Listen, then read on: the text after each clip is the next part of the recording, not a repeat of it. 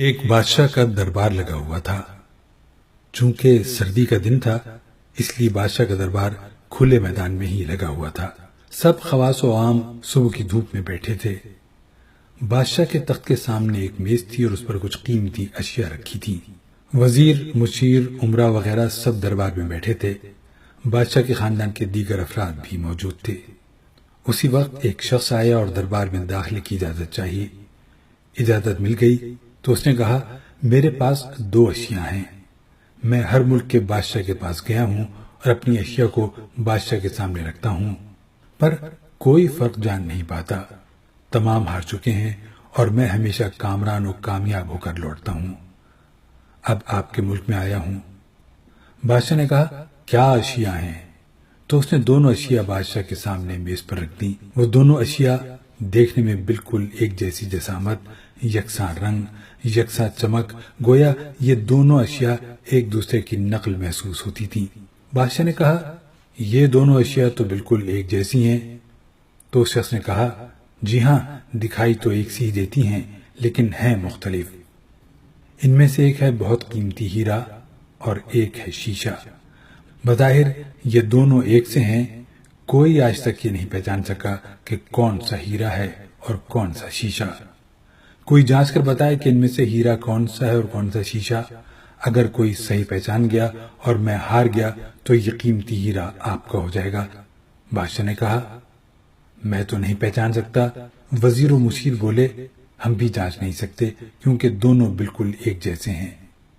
سب کو گمان تھا کہ اب تو شکست ہی مقدر ہے، لیکن شکست پر انعام کا مسئلہ بھی نہیں تھا کیونکہ بادشاہ کے پاس بہت دولت تھی۔ بادشاہ کی عزت کا مسئلہ تھا کیونکہ تمام عالم میں یہ مشہور تھا کہ بادشاہ اور اس کی رعایا بہت ذہین ہے اور اس طرح ان کی سبکی ہوتی۔ کوئی شخص بھی پہچان نہیں پا رہا تھا۔ آخرکار تھوڑی سی ہلچل ہوئی۔ ایک نابینا شخص ہاتھ میں لاٹھی لے کر اٹھا۔ اس نے کہا، مجھے بادشاہ کے پاس لے چلو۔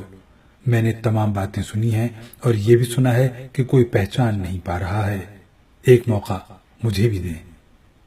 ایک آدمی کے سہارے وہ بادشاہ کے پاس پہنچا۔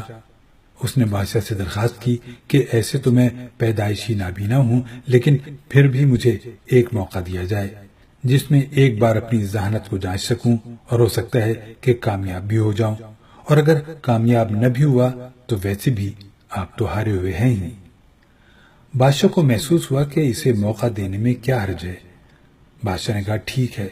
اس نابینا شخص کو دونوں چیزیں چھونے کے لیے دے دی گئیں اور پوچھا گیا، اس میں سے کون سا ہیرا ہے اور کون سا شیشہ؟ یہی آپ کو معلوم کرنا ہے۔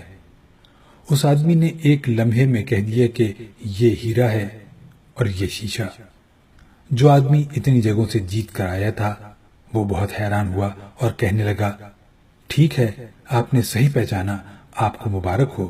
اپنے وعدے کے مطابق اب یہ ہیرا بادشاہ کا ہوا۔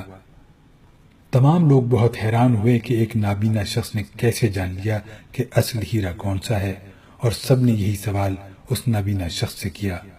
اس نابینا شخص نے کہا کہ سیدھی سی بات ہے، دھوپ میں ہم سب بیٹھے ہیں، میں نے دونوں کو چھو کر محسوس کیا۔ جو ٹھنڈا رہا وہ ہیرا، جو گرم ہو گیا وہ شیشہ۔ اسی طرح زندگی میں بھی جو شخص سخت اور مشکل حالات میں گرم ہو جائے اور حالات کا سامنا نہ کر سکے وہ شیشے کی مانند ہے، اور جو تمام حالات میں ٹھنڈا رہے وہ ہیرے کی مانند ہے۔